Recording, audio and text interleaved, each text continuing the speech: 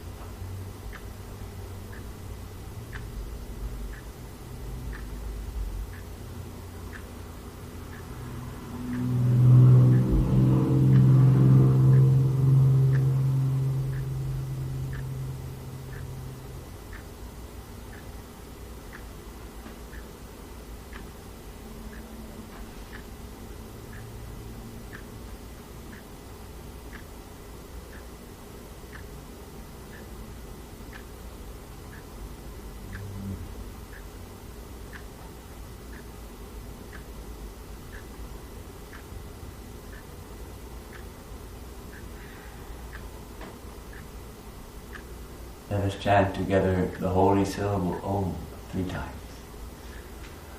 Om.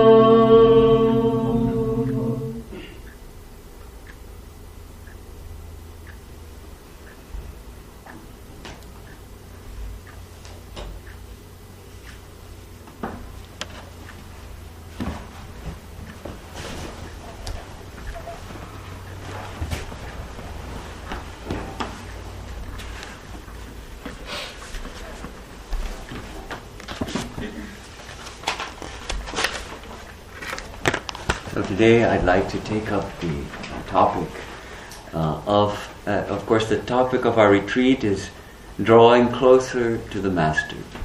And in this case, by the Master, I was thinking specifically of Sri Ramakrishna, in whom this ashrama in whose name this ashrama is founded, and who is a unique phenomenon, as Christopher Isherwood called him. Let me read that quote. Because how to talk about Sri Ramakrishna? Is he just a man? You know, he receives worship in all of our centers of our Ramakrishna order, and when I first came to Vedanta, though I was very interested in Vedanta and very interested in Ramakrishna, but still I had the idea that we worship God. We don't worship a man. We don't worship a person. We should worship God. So here we are worshipping a man, it seems like. Something rubbed me a little bit the wrong way. The divine is the infinite, all-pervading absolute. A man is a limited person.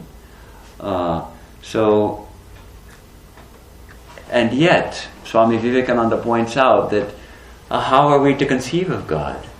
Rather, isn't the most easy way to conceive of him as a man? Because we are, as a human being, as it were, with human characteristics. He would say that, well, above the buffaloes, if the buffaloes think of God, they will think of a giant buffalo. And so we are forced to think of God as a person, because we are so much identified with our own personhood. Of course, I got over that initial discomfort that I felt. But I think when looking on Sri Ramakrishna, I don't look on him just as a man, but as a power, as an embodiment of divinity. And Christopher Isherwood put it so nicely in the introduction to his biography of Sri Ramakrishna. He called him a phenomenon. And let me read that little paragraph. I will begin by calling him simply that, rather than holy man, mystic, or saint. All emotive words with mixed associations, which may attract some readers, repel others. A phenomenon is often something extraordinary and mysterious. Ramakrishna was extraordinary and mysterious. Most of all to those who were best fitted to understand him. A phenomenon is always a fact, an object of experience. That is how I shall try to approach Ramakrishna. So, of course, Sri Ramakrishna is probably best known today to the world for his teaching on the harmony of religions. As many faiths, so many paths. But his message is so much wider than that, so much greater than that. This, of course, is not a doctrine, really, his teaching. It's a matter of his own experience. It was something he discovered in his own life. And it's a teaching which is so much needed today. But there's so much more to Sri Ramakrishna, and I like to approach him through Swami Vivekananda. Yesterday we took the approach of a short text written by Vivekananda on Sri Ramakrishna called Hindu Dharma and Sri Ramakrishna, in which Vivekananda places Sri Ramakrishna in the category of the world teachers, along with Rama, Krishna, Buddha, Chaitanya, Jesus. He places him in that category.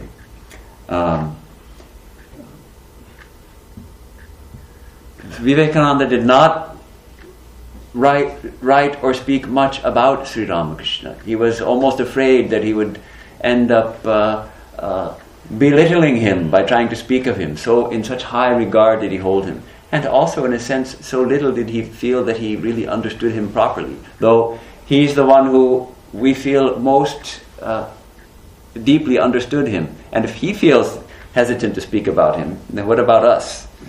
So we'll take the help of Swami Vivekananda. But in his letters and his conversations, recorded conversations, and especially in several poems and hymns he composed about Sri Ramakrishna, we can really deepen our appreciation for and understanding of who is Ramakrishna. And he would, there's one letter written to his brother disciples where he's trying to stir them up to work, to spread the Master's message, to transform India and the world. And he writes, "We must create a stir. Nothing short of this will do. You will be throwing the whole world into convulsion. Victory to the Guru." So he had this conviction that Sri Ramakrishna unleashed an incredible power which was going to convulse the world. And then many of you may know these soul-stirring lines in Sanskrit. Kurumastaraka charvanam tribhuvanam utpatayamo balat kimbho navijanasi asman Ramakrishna dasa vayam. We shall crush the stars to atoms and unhinge the universe. Don't you know who we are? We are the servants of Ramakrishna. Ramakrishna dasa vayam. We are the servants of Ramakrishna. Being the servants of Ramakrishna, we shall crush the stars to atoms and unhinge the universe. See the power. So, Swami Vivekananda composed 2 beautiful hymns to Sri Ramakrishna, which we sing here every evening. And in the second session today, I hope to take up those 2 hymns. There's a little bit lesser known hymn, though apparently most of you know it also, beginning with the words Achandala. That hymn is outstanding, and Vivekananda describes his master as full of love and power. These 2 aspects are particularly highlighted in this hymn. And I'd like to go through this hymn today in this session. In this hymn, of course, we also, Swami Vivekananda places Ramakrishna in right next to Rama and Krishna. Sri Ramakrishna himself used to say, he who was Rama, he who was Krishna, is now Ramakrishna. And this is the attitude that Vivekananda expresses in this hymn. However, Vivekananda never insisted that anyone should accept any particular doctrine or idea about Ramakrishna.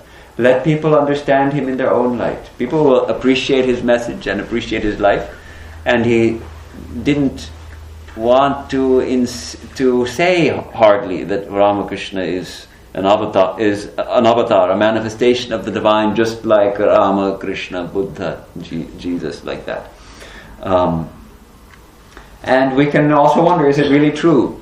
And I think the best answer to that is time will tell. Time will tell. No, we see that it was just the other day, as it were, if we look at the extent of history, when we see how Rama has been worshipped for thousands of years and has, we can say, verified his avatarhood, because he has appeared before people who pray to him, etc. And people pray to God in the form of Krishna, and we feel, yes, after thousands of years, there's no doubt in people's minds Krishna was avatar. And Jesus, a whole stream of religion, one of the largest religions in the world, has come up around Jesus. I think there's little doubt that Jesus was a special manifestation of the divine. We of course do see Sri Ramakrishna left his body in 1886, already just over 100 years ago. Already we see his 130 years ago or so. We see his message spreading all over the world, and with a power along with it. So time will tell. In 500 years, there's so many avatars coming up, and so many teachers are being called and touted as avatar.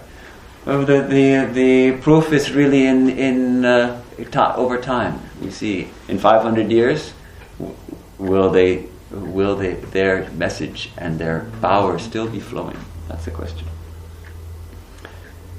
And what is it that characterizes the world teachers? I think is really the power and glory. Just the glory of their being, and accompanied by a tremendous power. What is that power? That's the power to wake us up from the sleep of ignorance, to destroy our ignorance and grant us spiritual illumination, so that we know who we are. We know that we are not just bodies with minds, but we are spirit. We are pure consciousness. We are one with God. So that is a tremendous power. That's the power that the world teachers bring with them. So let's begin with this beautiful hymn.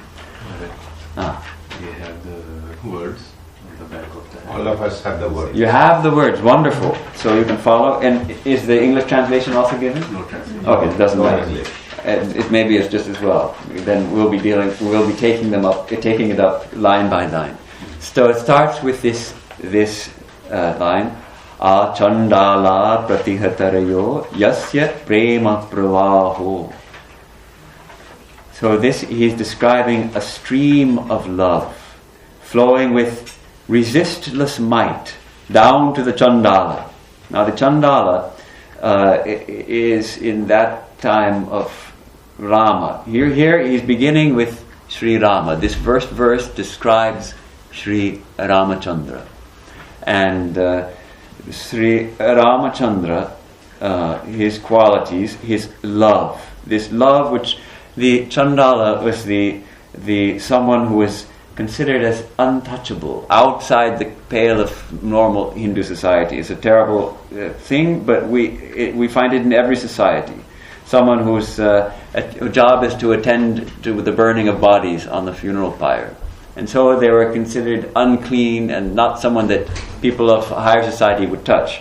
But today we find in the streets of all the cities, certainly in Los Angeles, we have a lot of people living on the streets, some roaming around collecting aluminum cans for recycling, and they're dirty and they're going through people's trash cans and collecting cans, and most of us wouldn't want to touch them. Quite frankly, these are the modern untouchables in American society, the homeless people, especially those who are maybe they're addicted to drugs, or they're somehow scrounging to make a living collecting trash and recyclables, and carrying a big load of plastic bottles. Or do we have it in Pittsburgh also? Yeah. We have it. We see it everywhere, and it seems to be getting more. So these are today's untouchables. Well, so think of that when we think of this person there was an incident in Rama's life of a man named Guhaka who was a Chandala, and he ferried Rama across the river, and Rama embraced him and promised. Of course, he was going into exile, so he promised that when he comes back from exile, 14 years, he would see him again. And 14 years passed. Guhaka was waiting, and he had given up all hope for Rama to come. And then finally Rama came, and felt that touch, that love, that he received the love, that infinite love of Sri Rama. So that infinite love is flowing to everyone, including the bottle washers, and including the drug addicts lying in the gutter. And of course all of us as well, to everybody. That love is flowing, that love of the divine. So that is the first idea that Vivekananda gives here. So, with Sri Ramakrishna, we just read this morning, his disciples would say that, well, we thought that the greatest love we could have in this life was the love of our parents, that the love that our parents had for us.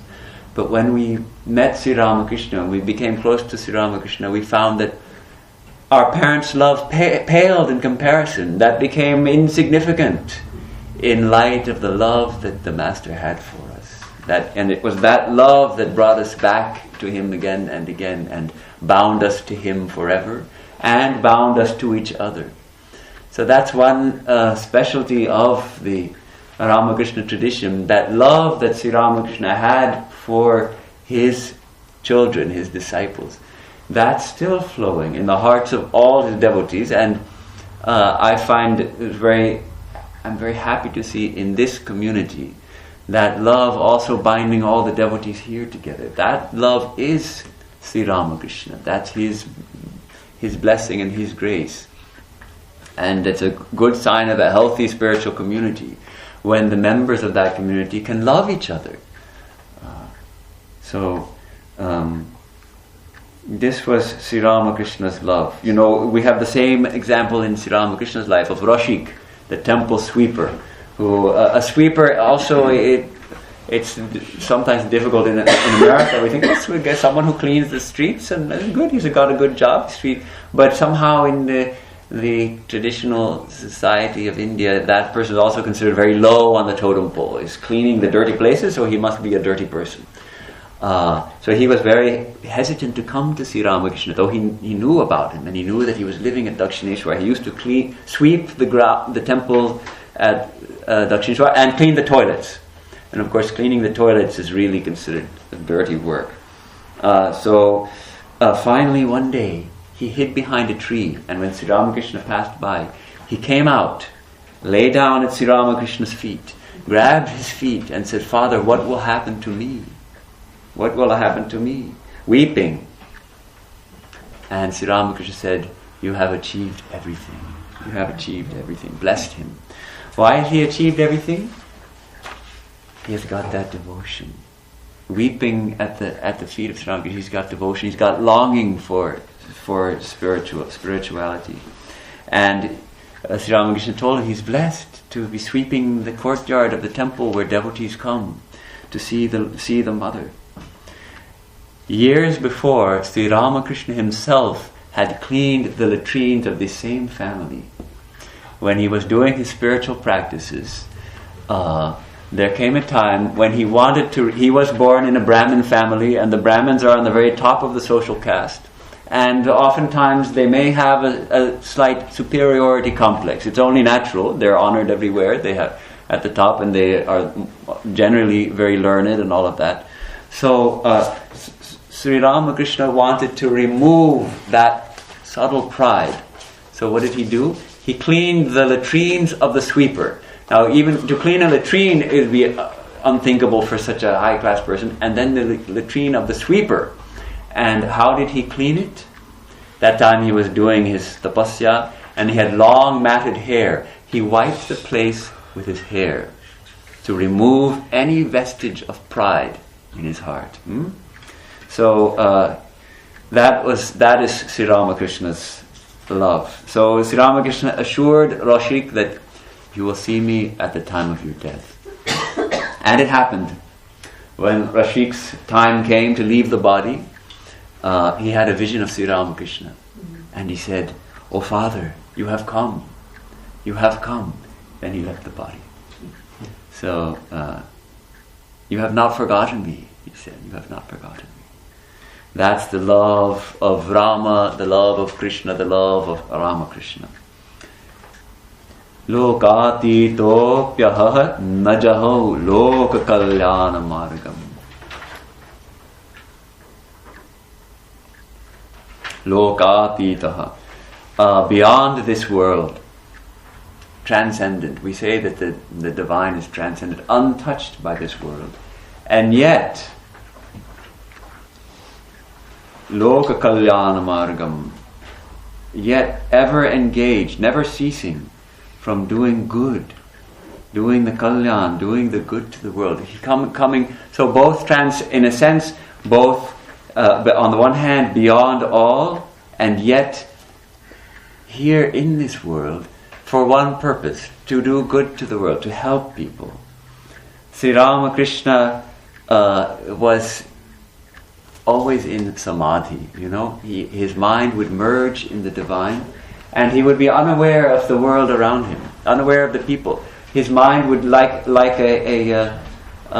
just would fly into that state.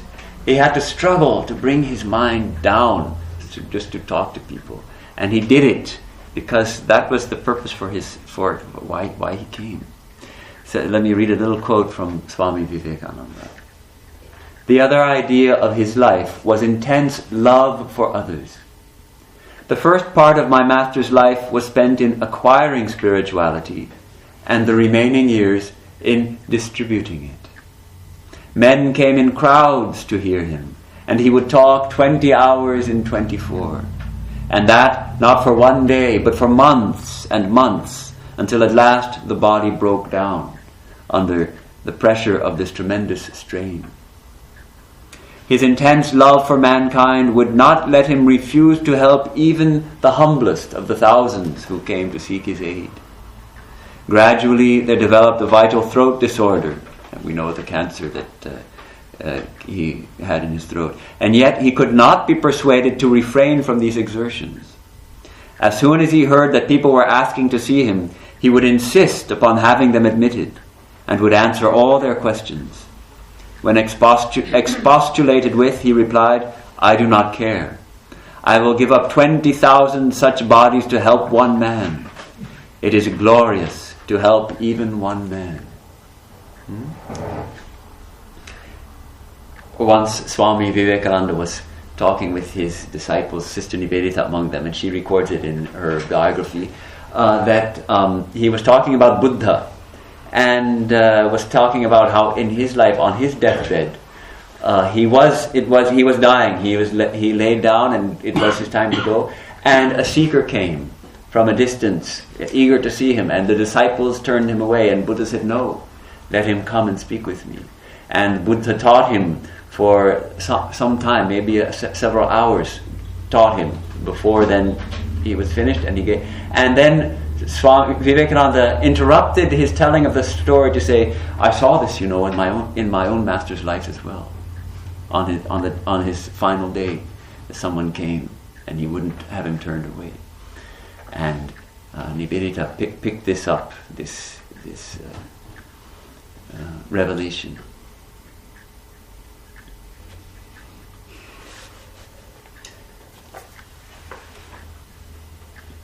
Trailoke pratiha mahima pratima mahima. That glory in the three worlds, his glory is unparalleled. The mahima. We say the three worlds, the idea that the whole universe, you don't find anyone else who has such glory. So many people achieve greatness in this world. And we say they get some glory. Great artists, musical artists or visual artists, great thinkers, great scientists who make world-changing discoveries, great political leaders, great spiritual leaders, great generals who lead their armies to victory, and then we give them a certain amount of glory. We feel, though, that the luster of their light, it pales before that glorious light of the world teachers. That the brightness of their lights begins to dim when we see the light of the glory which the world teachers display in their lifetime only grows with time, whereas the glory that ordinary people achieve in their lifetime, gradually it's forgotten. Gradually, the people that we honor today as being great, glorious people, in 100 years, mostly forgotten. 200 years, 300 years, mostly forgotten. But the glory of the great world teachers, in their lifetime, not much recognized. Gradually, as more and more people become to know about them, their glory actually increases. So who can say the glory of Sri Rama, the glory of Sri Krishna, the most glorious people who walked the earth? So that's why we say unparalleled glory. Unparalleled glory. Janaki Prana Bandho. Rama is the most beloved, the life companion of Janaki. That is Sita, Mother Sita. In the Eastern traditions, all the Eastern traditions, we find that male and female are always balanced. In this world, we also find the male and female are balanced, and we find male and female everywhere. Even in the plants, we find male and female. So everywhere we find these two complementary. What do we call it? The balancing each other out. We have the transcendent balanced with the immanent, the yin and the yang, the Shiva and Shakti, Lakshmi Narayana, Rama Sita, Krishna Radha. We have Brahman, the Vedantic Brahman, the absolute consciousness, which is unmoving, and we have the ground of being, which is all that exists, And yet we have also this universe, the power that creates this universe, Shakti. So the mystics, Sri Ramakrishna used to say Brahman and Shakti. When I think of the divine as immovable and absolute, I say Brahman. When I think of it as creating and manifesting this world, I call it Shakti. And he would think of Shakti as mother. Shakti is thought of power is thought of as feminine, whereas the infinite absolute is thought of as masculine. So we find that all the world teachers come with their balanced with their feminine counterparts. Rama and Sita, Krishna and Radha and Rukmini, and Buddha, Yashodhara, Jesus and Mary. And in some, we can say Sri Ramakrishna with our Holy Mother Sarada Devi, who we have here on the altar. And in some ways, the glory of this manifestation is that Holy Mother really takes an equal role. In Rama and Sita, we generally feel Rama was really the important one. Most people may feel Rama is the important one. Krishna is the important one. But in the Ramakrishna Sarada, we find that many people know actually Mother is the important one. Sri Ramakrishna doesn't listen to our prayers, people sometimes feel, but Mother will always listen, even if Sri Ramakrishna doesn't listen. So, Ramakrishna Sarada. Bhaktya jnanam vritabharavapu sitaya yohi Ramaha. So actually Rama, who it's all about Rama's name comes at the very end. All these qualities, this is Rama, whose love flows to the Chandala, whose glory is unparalleled, who is the very life of Sita, and who is, as it were, knowledge. He is jnana, covered by devotion, bhaktya, covered by bhakti, love, in the form of Sita. So, in jnana, there's no question of devotion. Jnana means knowledge, the knowledge that realization that I am the infinite, that there is only that one infinite consciousness without any duality whatsoever. There's no question of devotion, because who will love whom? It's only beyond one and two. And yet, we have that wisdom covered over by love, by devotion, bhakti, in the form of Sita. Of course, love itself, what is love? Love itself isn't it just a tendency towards oneness? When we love someone intensely, we begin to feel one with them. We feel the longing to become one with them.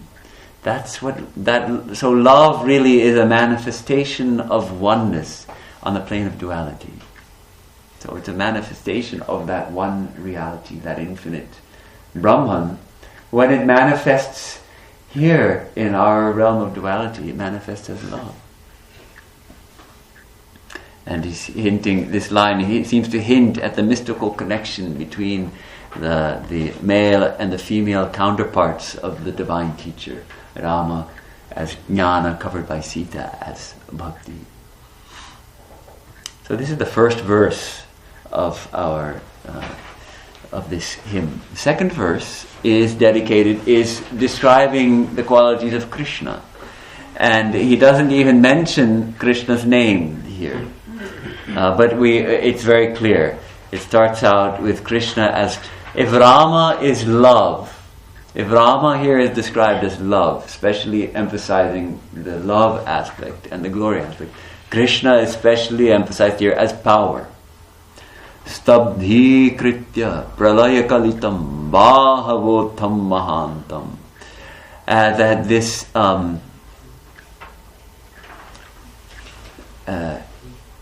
terrible tumult of the battlefield, he's quelling that terrible tumult of the battlefield, stunning it into silence, as it were. That, of course, Sri Krishna, this is the Krishna of the Mahabharata, when he is with Arjuna, as Arjuna's charioteer on the battlefield of Kurukshetra, and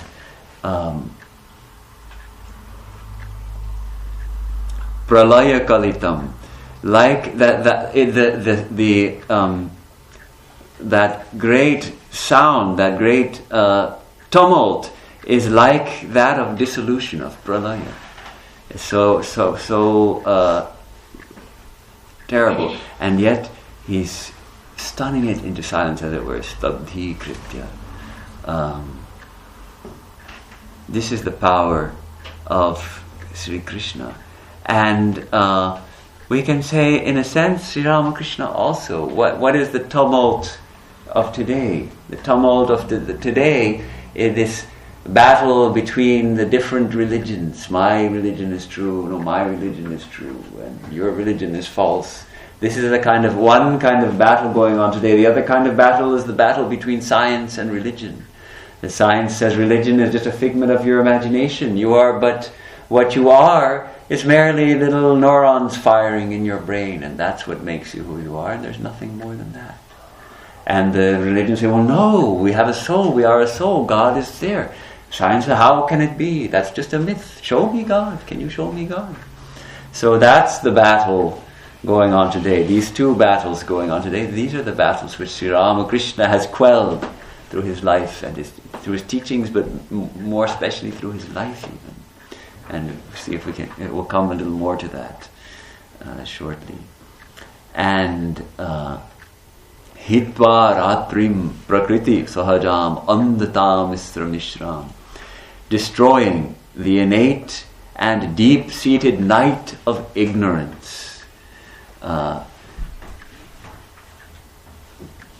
That's ignorance is, I guess, that's implied here in the sentence. Hitva, destroying this ratrim, which is natural in this idea that Arjuna is the ignorance, deep-seated night of ignorance of Arjuna. His disciple was confused. We know the story of the Gita. Arjuna was confused. He was, and Sri Krishna makes it clear, grants him the vision of God, the vision of himself. Finally, first he teaches him, explains to him everything, and he becomes settled and at peace and convinced, and then grants him his vision also, which eliminates any vestige of doubt when we get the realization. Sri Ramakrishna also is like this.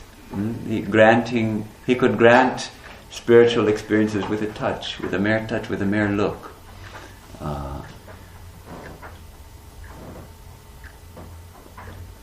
This ignorance, which is our root problem, our fundamental problem in life, according to Vedanta, that we don't know who we are. We think we are mere bodies. We think this is all there is, that matter is the most real thing, and that that's all there is. Whereas Vedanta says, no, actually, consciousness is the fundamental reality. And it's out of consciousness, or it is not out of consciousness, but in consciousness that all this arises. And that consciousness is one and non-dual and infinite, and of the very nature of bliss. And in our ignorance, we take all these things to be separate and take them to be ultimately, absolutely real, whereas actually they're only relatively real. So this is the night of ignorance in which we all find ourselves, and the great world teachers come to wake us up out of that night. Soyam jata pratita purusho Ramakrishnas Tvidani. That divine personality now is born as Sri Ramakrishna. Right in this present time. Idanim Ramakrishnastu Idanim Jataha, is born, no? That divine personality, now born as Sri Ramakrishna. So he makes, in this hymn, he doesn't beat around the bush. He's very direct in his opinion, at least in this hymn he's saying, he who was Rama and he who was Krishna is now born as Ramakrishna. But doing it in such a beautiful way, describing certain essential qualities of Rama and Krishna, and suggesting, as it were, that these qualities we find manifested in Sri Ramakrishna. This first part of the hymn, and of course I think most of you know it anyhow, it has this beautiful, almost melancholy, slow melody, and Achandala Pratihatare Yasya Prema Pravaho, a grand and deep mystical mood to it. The second half of the hymn is very full of power and ecstasy, and it has this refrain which is Naradeva Deva Jaya Jaya Naradeva. Glory, glory to the Naradeva. How do you translate that? Nara means man, and Deva means God, or Deva means the shining one. Literally the Devas are the shining ones. Naradeva Deva Jaya Jaya Naradeva. Glory, glory be to the God man, the man God, this manifestation of the divine in human form. And Shakti Samudra Samuttatarangam. Here he's describing an ocean of Shakti, an ocean of power, and a wave arising on that power. This Swami Vivekananda used to describe Ramakrishna's advent as a tidal wave. A huge spiritual tidal wave is coming, he writes. He who is low shall become noble, and he who is ignorant shall become the teacher of great scholars through his grace. From the very date that he was born has sprung the Satya Yuga, the age of truth, the golden age sometimes called. Henceforth there is an end to all sorts of distinctions, and everyone down to the Chandala will be a sharer in the divine love. See, in this letter he's just echoing what he's written in this hymn. The distinction between man and woman, between the rich and the poor, the literate and illiterate, Brahmins and Chandalas, he lived to root out all. And he was the harbinger of peace. The separation between Hindus and Muslims, between Hindus and Christians, are all now things of the past. That fight about distinctions that there was belonged to another era. In this Satya Yuga, the tidal wave of Sri Ramakrishna's love has unified all.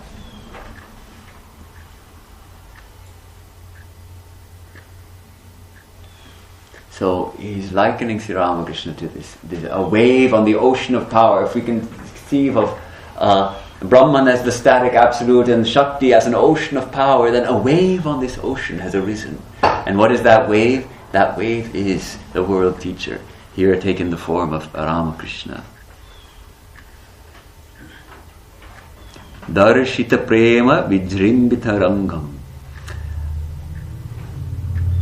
He is showing, he is displaying these different plays, these different manifestations of prema, of love, in how many ways we can love God.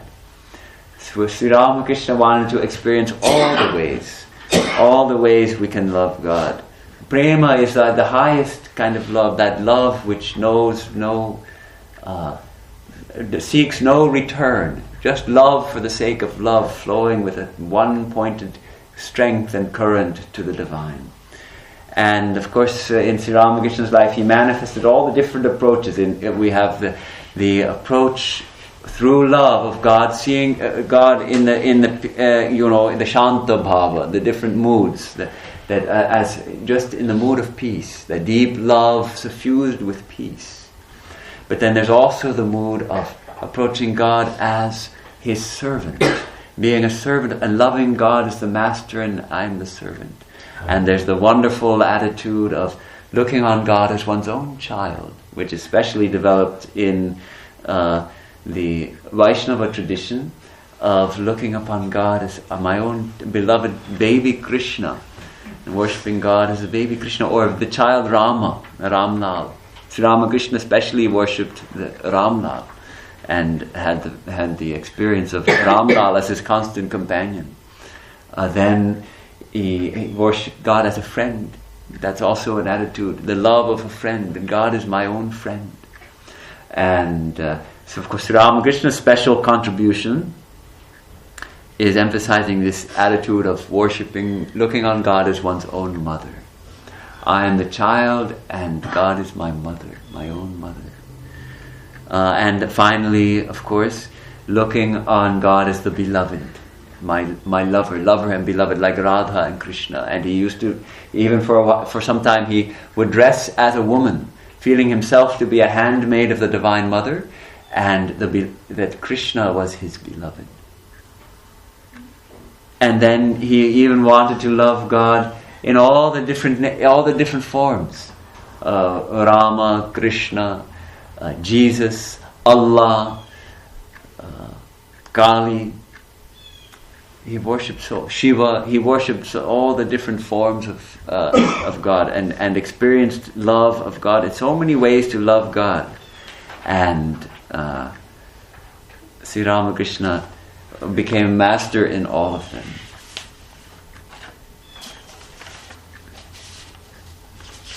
Then this third line of this third verse, this is my favorite line of the whole hymn. Samshaya Rakshasa Nasha Mahastram. The incarnations, the stories of Krishna and the stories of Rama, they had to kill the demons. That one of their jobs, as it were, was to destroy the different demons. The Rakshasas are not only just demons, they're monsters. Really, we could call them monsters who like to eat human flesh. They live on human flesh, so they're really horrible. Maybe they're just mythological. That doesn't matter. We take them as symbolic or whatever we do. But so Sri Krishna, in the mythological stories about him, he had to go and kill these human flesh-eating monsters called Rakshasas. And that was he was well versed in fighting and with weapons and all that. But just as a small boy, he would fight and vanquished many monsters. And so here he's giving this idea of a Rakshasa is being destroyed, Rakshasa Nasha. And what is the Rakshasa? What is this flesh-eating monster of this age? Samshaya, doubt. Sri Ramakrishna, he's describing Sri Ramakrishna as the Samshaya Rakshasa, this monster, this demon of doubt, which is eating into the very vitals of humanity. He is the great weapon, the Mahastram, the great weapon destroying this demon of doubt. Doubt, we can say, is the great demon of our time. Doubt in the veracity of spirit, the truth of Vedanta, the truth which all religions try to express in their own way. That there is something permanent amidst the impermanent. That there is a reality beyond this physical reality which we take to be so real, and in fact it is infinite, and in fact it is unchanging, and in deeper fact we are one with that. That is our true nature. That is the very ground of our being. Undying, infinite, blissful consciousness. But the scientific outlook, science is a wonderful development. And analyzing things and understanding how this world works. And gradually, as people began to study how does the human body work, and found that, clearly our mind is very much dependent on the brain. If we put some chemicals into the body, like alcohol, for instance, it will certainly affect our mind, and that's a chemical that's working in the brain. It affects the mind. If we put morphine in the body, it will affect the mind in a different way. If we put 3 strong cups of coffee into the body, as we all know, it also affects the mind. And clearly, so we see the mind seems to have some physical basis. So it's a natural conclusion that, well then, the mind must be just actions of the brain. And when we poke into the brain and we find that different parts of the brain are connected with different... So neuroscience, perhaps more than any other scientific discipline, probably has gone very far towards feeding this demon of doubt. Because it does seem like there's a deep connection between the mind and the brain. And then evolution shows that, well, there wasn't a God that had to create us all from the very beginning, because clearly we see that evolution is true. And Vedanta is not a religion that will say, no, it says so in the book that God created the world, so you have to believe it. We will never shy away from truth, wherever it may lead. We'll follow the truth. And science has clearly shown that evolution is happening, and that human bodies were, over millions of years, evolved from different kinds of forms. So then Creator God is not necessary. So gradually these kind of discoveries of science bring this doubt. Well, if then in that case there is no God, there's no need for God, there's no reality beyond what we experience, because I don't see God, I don't experience it. So what was lost, of course, is the science of spirituality, the science of yoga. We can experience our own divinity. We can experience God directly. How? Through the practices of yoga, through the practices of devotion, through the practices that are taught in all the religious traditions of the world. And Sri Ramakrishna demonstrated that in his life.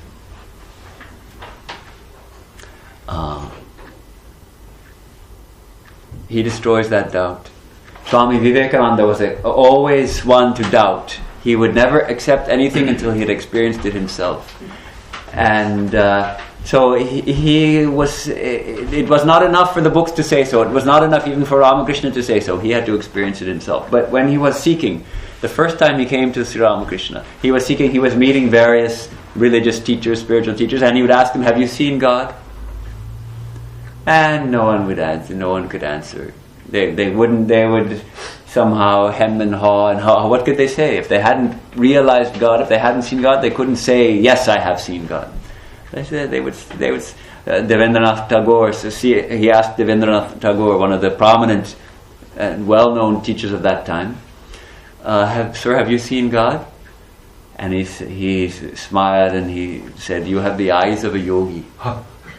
You have the eyes of a yogi. But he couldn't say he had seen God. He came to Sri Ramakrishna and asked him, have you seen God? Immediate came the reply without any hesitation, "Yes, I see God more clearly than I see you before me.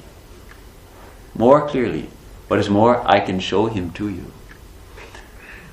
And we know how Sri Ramakrishna touched Swami Vivekananda at either that first meeting or a subsequent meeting. He touched him, and everything that he took to be real in this world began to disappear into the void, and he began to enter that he wasn't ready for. He wasn't quite ready for it. Afterwards, he would long for it and enter that state also, but he wasn't quite ready for it yet. So he said, "Wait, what are you doing? I have my parents at home." All right, let it be for now. Just at a touch, Swami Vivekananda thought, "This man must be mad. He's crazy. What's wrong?" But how could he touch me and my everything began to disappear? How could he do that? He couldn't understand it. That Ramakrishna, by just a touch, and Sri Ramakrishna, before letting him go, he insisted that the young Narendranath, as he was called, would promise that he would come visit him again. And he extracted that promise from him, knowing him to be truthful. So once he had said he would come, he would have to come again. So he said he would come again. This time he was on his guard. He wasn't about to because he was a very strong-willed person, a very keen mind, incredible power of memory and thought and analysis. So he was determined. He thought maybe he somehow hypnotized me. So he became determined not to let anything happen. So he met Sri Ramakrishna, and everything seemed to be normal, although he was showing all that special love and affection, which he couldn't understand at that time. And suddenly Sri Ramakrishna approached him, and he thought, what's happening? And touched him. And this time he completely overwhelmed him, and he became completely oblivious of the external world for some time. And afterwards, it was believed that at this time Sri Ramakrishna just wanted to verify what he already intuited about who was Swami Vivekananda, that he was actually taken his birth to be his message bearer. Swami Vivekananda was the message bearer of Ramakrishna, and Ramakrishna recognized him immediately. And it seems he wanted to verify that by putting him into this state, so he could question him about his true nature and why he had come and all those details. So, what kind of power is that? And when we have doubt in our life, and doubt does come. Sri Ramakrishna says doubt will not go until we experience God directly, until we realize God. Some doubt will always remain. When we have doubts, we can just remember, but there is Ramakrishna. And Sri Ramakrishna was utterly dedicated to truth. We see how he could not tell a lie. So much so, there's so many examples of it. He would say that someone should do something for him. And then someone else would come and want to do it. He would say, no, I can't accept it from you. I've already said that so-and-so should do it. Or once he said he would go to Jadu Malik's house. And suddenly late that evening he remembered, oh my God, I didn't go. I forgot to go. So most people would say, well, all right, what can I do? I forgot. And go to bed. But no, he had to go, though it was the middle of the night. He went over to Jadu Malik's house and opened the door a little bit, placed his foot on the threshold and said, I have come. Then he closed the door again and he went back up. So just to fulfill his words, that's how much he was dedicated to truth. Is he going to tell a lie? Then when he says, I have experienced the divine, I have seen God directly, I know, and I can show him to you. His disciples were all dedicated to truth. Have they come to confound us? Or have they come just to tell stories? We read about how the people in Sri Ramakrishna's presence, they're transported to a state of joy, to a state of bliss. They get themselves spiritual experiences in Sri Ramakrishna's presence by his blessings, through the power of his grace. So, when we get doubts, we can think of Ramakrishna. That's how he is this destroyer of doubt.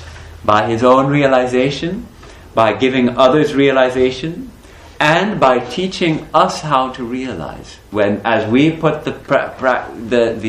these disciplines into practice, we ourselves start to get some little taste of higher life. We start to get some intuitions of genuine spirituality. And then our doubts are greatly attenuated. And also by providing in himself a path to realization. The great world teachers, they don't just come with a message. They come bringing themselves as a doorway to the Absolute, as a form to meditate on. They provide a name with which to call on the divine. I read a little passage from the Gospel of Sri Ramakrishna. M, the recorder of the Gospel of Sri Ramakrishna, is speaking with his master, and they're talking about this idea of avatar, of the divine taking human form. M, you explained clearly the other day how God incarnates himself on earth. Master, tell me what I said. He used to ask him often, tell me what I said, because he knew that M would later compile his teachings in this book. Tell me what I said. M, you told us to imagine a field extending to the horizon and beyond. It extends without any obstruction, but we cannot see it on account of a wall in front of us. Now in that wall there is a small there is a round hole. Through the hole, we see a part of that infinite field. This was Sri Ramakrishna's teaching. In the incarnation of the divine is like a hole in a wall. And Sri Ramakrishna says, tell me what that hole is. And M, who has by now understood Sri Ramakrishna to a little bit, he says, you are that hole. Through you can be seen everything. That infinite meadow without any end. And Sri Ramakrishna was very much pleased. You're right, Sri Ramakrishna was very much pleased. Patting M's back, he said, I see you have understood that. That's fine. I see you have understood that. That's fine. M says, it is indeed difficult to understand that. One cannot quite grasp how God, perfect Brahman that he is, can dwell in that small body. And then the fourth line, which repeats at the end of the second verse, the fourth verse also, Yami Gurum Sharanam Bhavavaidam. I go for refuge. I take refuge. I run for refuge in the Guru, the teacher. Vivekananda's teacher is Sri Ramakrishna's Guru. I take refuge in the Guru, who is Bhavavaidam. It means the physician of this world, the physician. This world, in a sense, worldly life is likened to an illness, because we're not seeing properly, we're not experiencing properly. Where we get no peace or joy here. It's a kind of illness. And this illness of ignorance, this illness of taking the impermanent, the temporary, to be the permanent and eternal. This is what the illness which the divine teacher, the Guru, cures in us. So, Yami Gurum Sharanam Bhavavaya. So it's at once we get this grand vision of Sri Ramakrishna, the world teacher, and yet we also get this very personal touch of Swami Vivekananda himself, that I take refuge, I take shelter in that, in my teacher, who is that divine physician healing our illness of worldliness.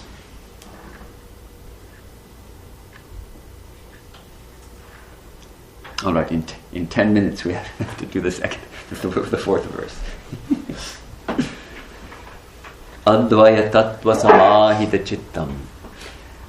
This is this truth of non-duality, the advaya tattva, the truth of we don't say oneness, we say not two-ness, because when we use the word one, that brings also the idea of, well, one here, then there must be another one. So we say not one, not two, not two, not two-ness.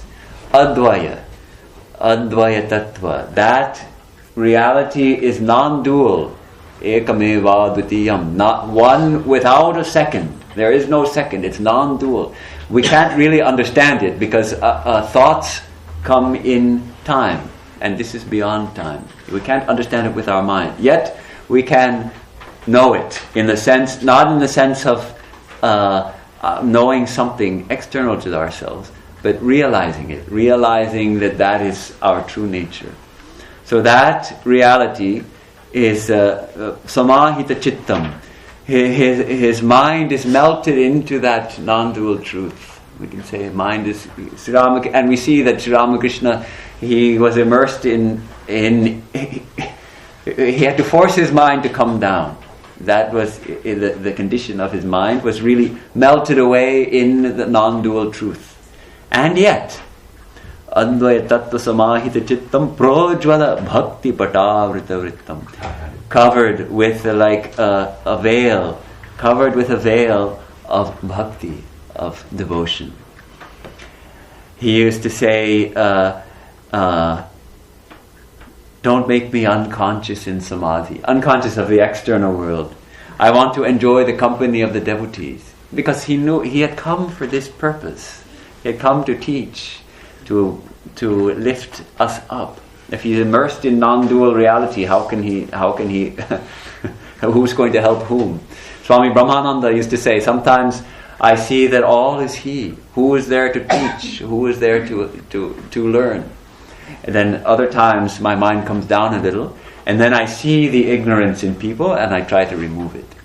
So similarly, Sri Ramakrishna, his Swami Vivekananda it used to be said about Swami Vivekananda, maybe he himself said it, that Swami Vivekananda, we think of him especially as a great teacher of jnana, of Vedanta. In this country he taught everywhere Vedanta, jnana, this Advaita Vedanta.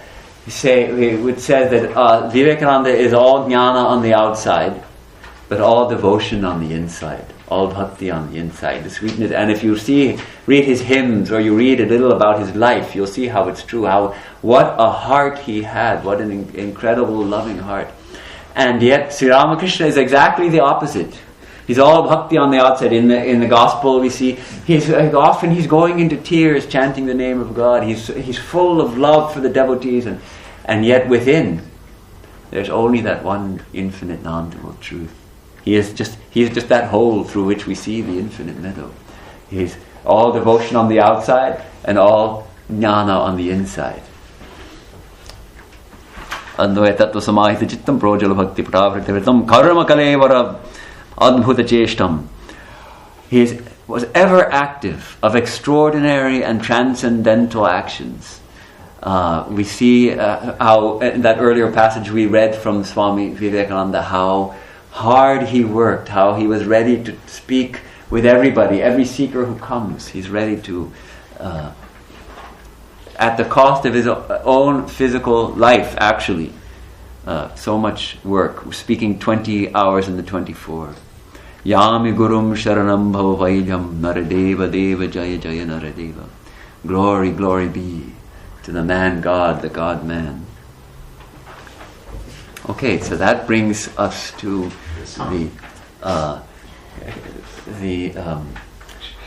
we've completed this portion of covered the song more or less, and now we should sing it, and try to keep in mind the deep and profound meaning of it. There's a wonderful story. We have time for one more story, I think, before we sing it, because I'm showing, what's the time? 8 minutes to 4? We okay. Finish at 4. Yeah. Okay, 3-minute story, 5-minute song. Okay.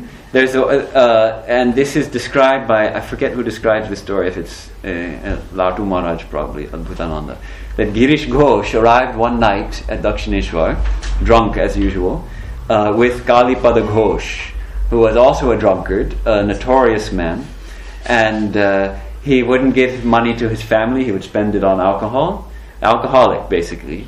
It's pathetic. But his wife was very pure, and years before she had come to Sri Ramakrishna, years before, begging him for help because her husband was basically torturing the whole family. And Sri Ramakrishna sent him to Holy Mother, who was staying in the Nahabad right by. Said, I can't help you, but there's a lady over there, she can help you. Yes, this is what happened. And Holy Mother said, why are you coming to me? No, you go to Sri Ramakrishna. He's the one to help you. So she went back to Sri Ramakrishna. And Sri Ramakrishna sent her again to Holy Mother. Holy Mother sent her again to Sri Ramakrishna. Sri Ramakrishna sent her again to Holy Mother. 3 times the charm. Holy Mother said, all right. She took a leaf and wrote Sri Ramakrishna's name on that leaf and gave it to her and said, chant the Lord's name. Told her to chant the Lord's name. For 12 years she chanted the Lord's name. She had to wait 12 years for Kalipada Ghosh to finally come to Sri Ramakrishna with Girish Ghosh. And when Kalipada first came, Sri Ramakrishna said, this man has tortured his wife for 12 years. Yes, this man has come here after tormenting his wife for 12 years. Kalipada was startled, but he didn't say anything about that. And then Sri Ramakrishna asked him, what do you want? Kalipada, being a drunkard, what did he say? Can you give me some wine? Can you give me some wine? Can you give me a little wine? And Sri Ramakrishna, but you can never catch Sri Ramakrishna. You could never offend him. You could never beat him in joking, and you couldn't catch him on anything. And Sri Ramakrishna said, oh yes, I can. but the wine I have is very strong. It's so intoxicating, I don't think you'll be able to bear it. And Galipada took him literally. He said, is it real British wine? Is it British wine? Please give me a little to soak my throat, to quench my thirst. No, it is not British wine, said Sri Ramakrishna, still smiling. No, it is not British wine. It is completely homemade. It is homemade wine.